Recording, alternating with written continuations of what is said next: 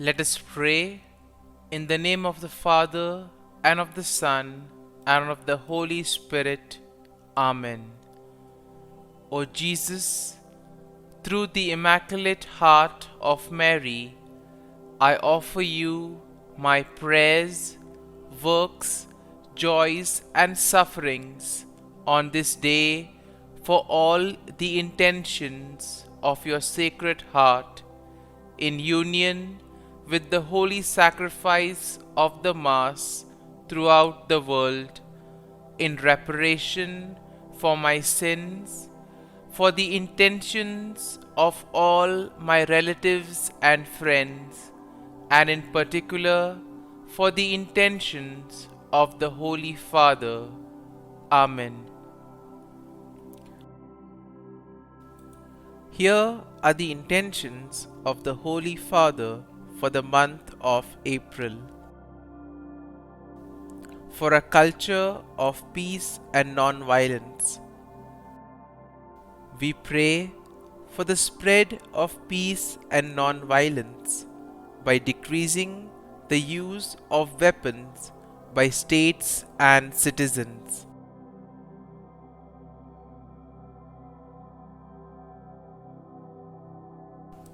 Our Father, who art in heaven, hallowed be thy name. Thy kingdom come, thy will be done, on earth as it is in heaven. Give us this day our daily bread, and forgive us our trespasses, as we forgive those who trespass against us. And lead us not into temptation, but deliver us from evil. Amen. Hail Mary, full of grace, the Lord is with you. Blessed are you amongst women, and blessed is the fruit of thy womb, Jesus. Holy Mary, Mother of God, pray for us sinners, now and at the hour of our death. Amen. Glory be to the Father, and to the Son, and to the Holy Spirit, as it was in the beginning, is now, and ever shall be, world without end. Amen. My dear friends, the Word of God welcomes each and every one of us this morning. And as we have decided to spend this time with Jesus, as we have entered into the presence of the Lord, let us first and foremost thank the Lord for giving us this opportunity to spend with Him, to pray with Him, a time to share with Him all our difficulties, all our shortcomings, a time to share with Him all our worries, anxieties, joys, hopes, and sorrows. And therefore, as we spend this time with Him, let us pray for the grace that whatever we may do today, we may be fully convinced, that we may understand why we are doing certain things, and above all, that we may be able to see the presence of God in the things around us, that we may experience God through our interaction with others, and that whatever we may do may fully lead us to praise and glorify Lord. And therefore, as we begin today's morning prayer, let us begin by reflecting and meditating on Psalm 33. Now the psalm begins, "Rejoice in the Lord, O you righteous. Praise befits the upright. Praise the Lord with the lyre. Make melody to Him with the harp of 10 strings. Sing to Him a new song. Play skillfully on the strings with loud shouts." And therefore the psalm begins with an invitation to praise the Lord. To praise the Lord with our talents, to praise the Lord with our actions, to praise the Lord with the way we interact with one another. Because we see that all of us have been given various gifts by the Lord. The Lord has been gracious to us in so many ways. He has blessed us abundantly. He has given us graces. He has given us talents, abilities. And therefore we are expected to use these talents and abilities in order to praise Him, in order to make a difference in the lives of others.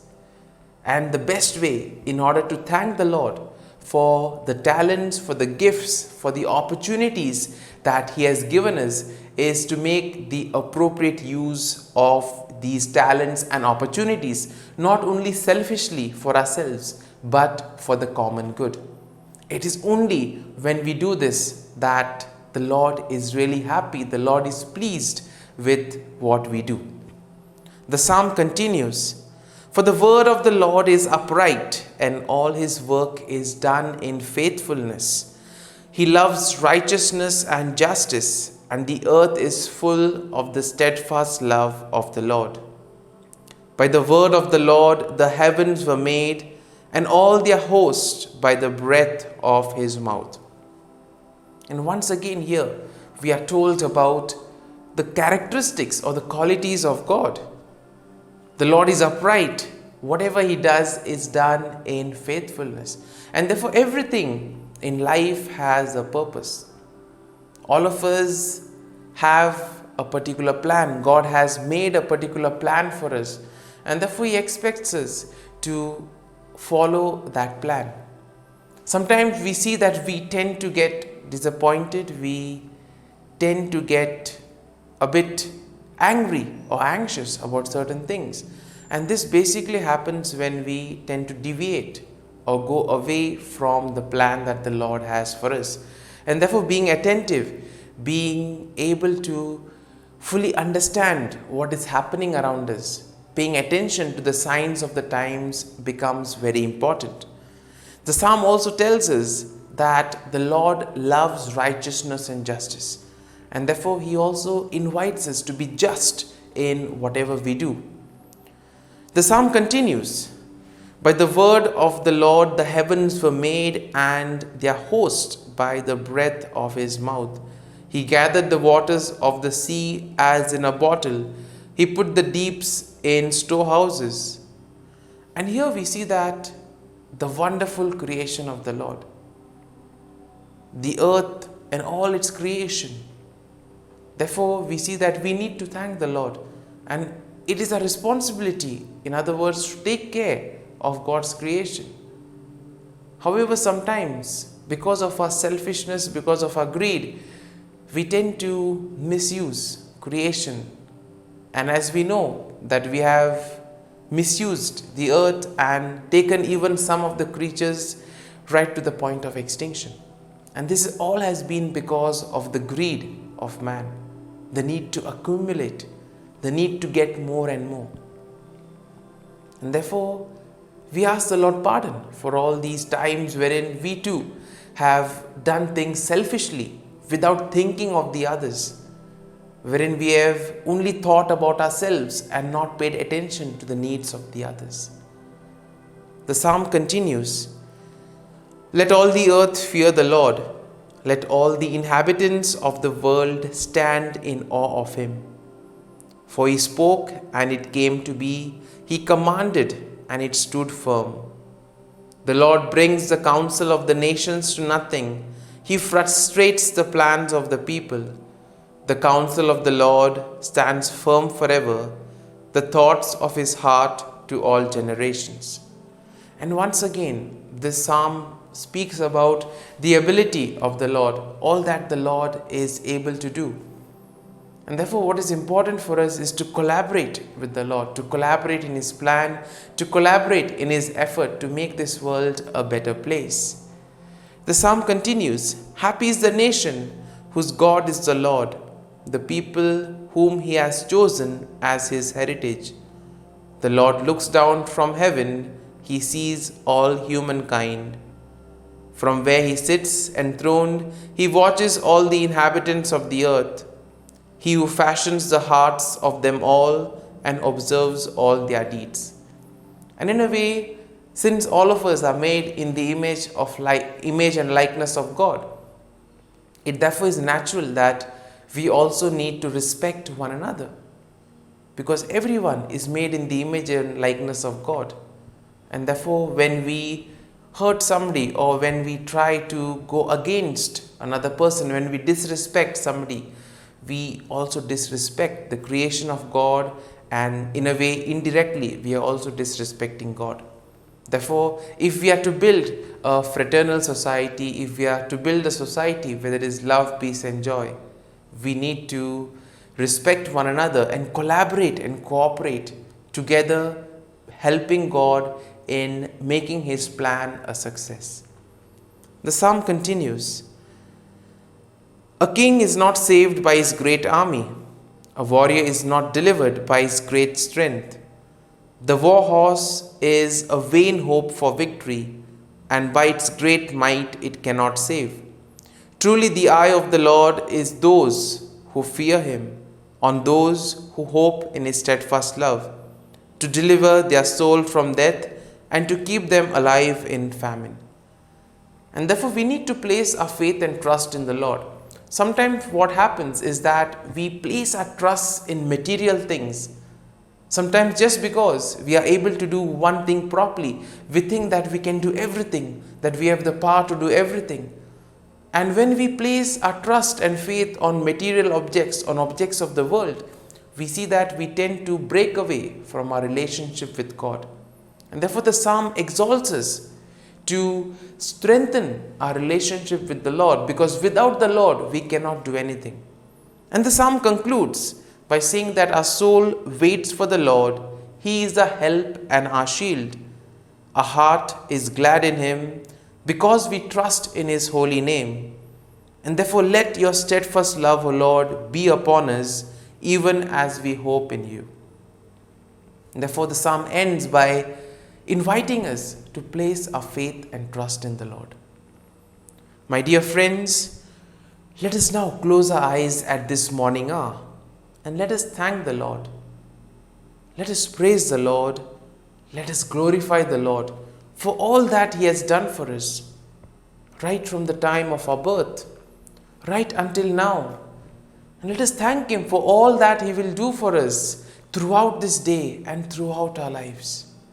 Lord, we thank You, for You have given us the time in this morning. You have given us the gift of this new day, a day to spend with others, a day to complete certain things, a day to make a difference in the lives of others. You have been gracious to us in so many ways. You have given us Your Son, our Lord Jesus Christ, who has cleansed us from our sins. He has taken away our sins and given us a new lease of life. And therefore, Lord, we ask You that we may make proper use of this second opportunity that is given to us. Lord, as You have given us the Holy Spirit, we ask You, Lord, to bless us and to protect us. You have protected us, Lord. You have guarded us all through the night. You have given us this hour to spend time with You. And for all this, Lord, we thank You, praise You, and glorify You. Lord, we also thank You for the gift of people in our lives, people who help us, people who inspire us, people who have contributed and made us who we are. It could be our friends, family members, relatives, and well-wishers. Lord, we thank You for their gift in our lives, and we also ask You that You bless them abundantly. Lord, You are always merciful. You have blessed us in so many ways. You protect us, O Lord. You guide us. And therefore, as we reflect on this Psalm 33, let us spend some time in silence, allowing the psalm to take root in us, trying to listen to what the psalm exactly wants to tell us.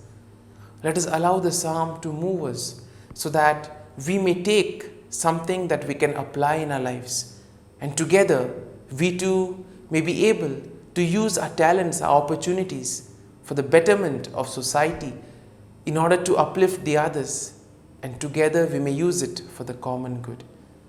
So as we spend this time in silence, let us ask the Lord to guide us, to lead us, so that whatever we may do, it may be in conformity with His plan.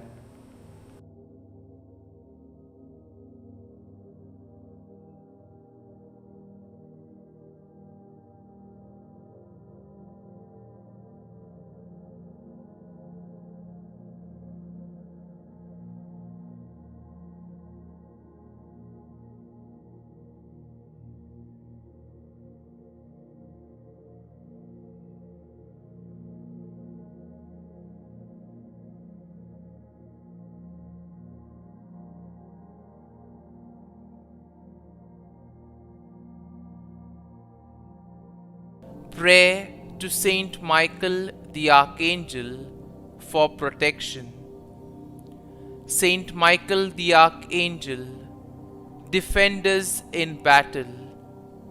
Be our defense against the wickedness and snares of the devil. May God rebuke him, we humbly pray.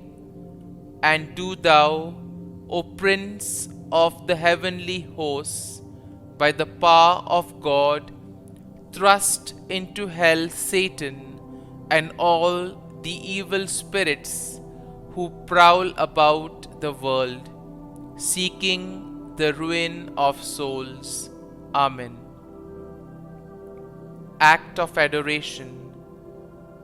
O Sacrament most holy, O Sacrament divine, all praise and all thanksgiving be every moment thine. Saint Gertrude Prayer for souls in purgatory.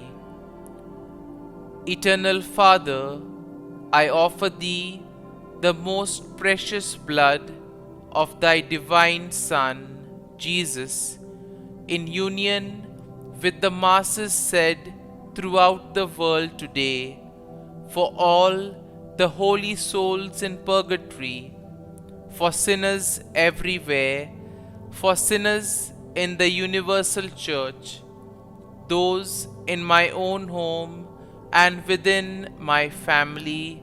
Amen. May the divine assistance remain always with us, and may the souls of the faithful departed through the mercy of God rest in peace. Amen.